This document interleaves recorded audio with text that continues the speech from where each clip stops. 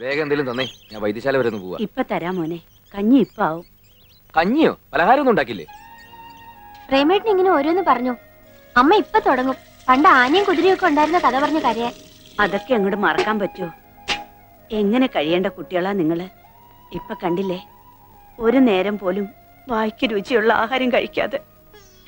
അയ്യേ, അപ്പോഴേക്കും കരഞ്ഞോ? ഞാനൊരു ഉഗ്രം തമാശ പറഞ്ഞല്ലേ. പലഹാരം കേൾക്കുമ്പോ അമ്മ പൊട്ടിച്ചിരിക്കുന്നല്ലേ ഞാൻ കരുതിയത്. ഇങ്ങോട്ട് നോക്കിയേ, ഇതൊക്കെ മാറും അമ്മേ. എനിക്കൊരു ഉഗ്രം ജോലി കിട്ടട്ടെ, പിന്നെ അമ്മ നോക്കിക്കോ. നമുക്ക് താമസിക്കാൻ വലിയൊരു ബംഗ്ലാവ്, അമ്മയ്ക്ക് അമ്പലത്തിൽ പോവാൻ കാറ്, കഴിക്കാനാണെങ്കിൽ 3 നേരം പലഹാരവും. അതൊന്നും വേണ്ട. മരിക്കണേന് മുന്നേ ഒരു ദിവസമെങ്കിലും നമ്മുടെ തറവാട്ടിലൊന്ന് കഴിയാൻ പറ്റിയാ മതിയായിരുന്നു.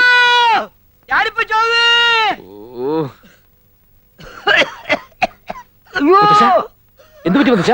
മുത്തശ്ശ, എന്താ എന്തു പറ്റി? വലിക്കാൻ പറ്റുന്നില്ല. ഈ പണ്ടാറപ്പ് വലിച്ചില്ലെങ്കിൽ എന്താ? അതല്ല, ശ്വാസം വലിക്കാൻ പറ്റുന്നില്ല.